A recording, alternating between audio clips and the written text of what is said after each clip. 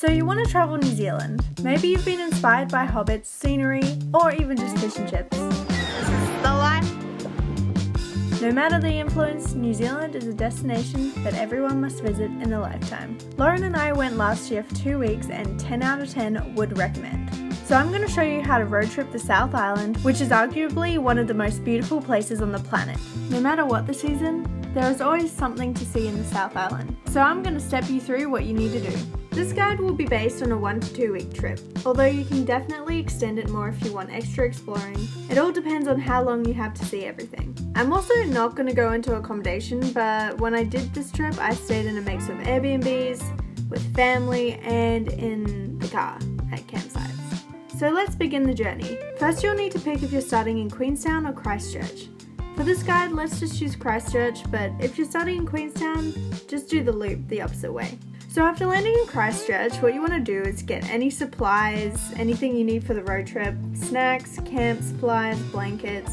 These will be the easiest to grab here. Then just start heading to Lake Tekapo for about 3 hours. We're in what I previously thought was, what did I say? I was saying Tekapo. And then my neighbour from New Zealand was like, huh? And he's like, oh, Tekapo. So I'm like, yep, that's what I said. Tekapo is this really cool turquoise lake with a really cute little church on the water's edge. We went around sunset, but it's cool any time of day, and on a clear night you can stargaze. Next up is Mount Cook, which is about an hour away on a scenic drive past Lake Pukaki. Once you get there, you can walk the track. It's hard to get it on a perfect day. We were basically blown away, but it was a mood and still awesome to see. You can then check out the Blue Lakes area while you're there. Wanaka is next, and about 2 to 2.5 hours away. Maybe spend a day or 3 exploring around the area. There's the famous Wanaka tree, Roy's Peak, and honestly, just do a good drive around Lake Wanaka or Lake Hawaii because you'll find some gems. Also, there's a place called Dingleburn, which I find somewhat amusing. When you can somehow remove yourself from Wanaka's beauty, then make your way down to Queenstown, either through Cromwell to see the Big Fruit or Codrona to see the bra fence. This will take you about an hour. So you'll probably want to stay in Queenstown for a bit because it's full of amazing stuff that will probably make your eye holes explode. Spend time exploring the city centre, eating some Fergburg, jumping on a jet boat. I've never seen you look cooler. What are you wearing?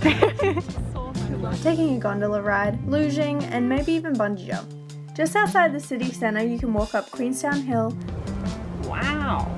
Drive up to Coronet's Peak, or check out the old mining town Arrowtown. One of my most favourite places of the whole trip was Lake Alta, which is on the Remarkables. We just drove up as far as we could go, then followed the track until we got to the stunning blue lake. It really made me feel like I was in Lord of the Rings, although it's probably not something you want to do in the winter. If you have the extra money, you could also do a helicopter ride to the top of the Remarkables to get an amazing view of Queenstown. Once you're done in Queenstown, take a day trip to Glenorchy. Next up is Milford Sound, which is probably the most beautiful thing you'll see in the whole trip, which is hard to believe since you've seen so many beautiful things already. Pro tip though, you'll probably want to head to Te Anau first, stay around there for a night, and then head straight to Milford Sound early in the morning. But be prepared for everyone to have the same idea, so give yourself heaps of time, but it will be worth it, because it looks the clearest and most stunning in the morning.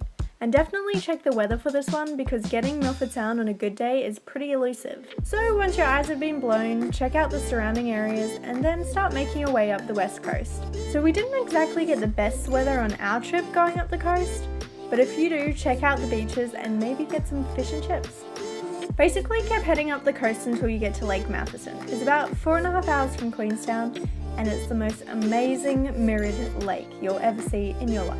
Again, maybe go early for this one because there's a lot of people lining up to see it.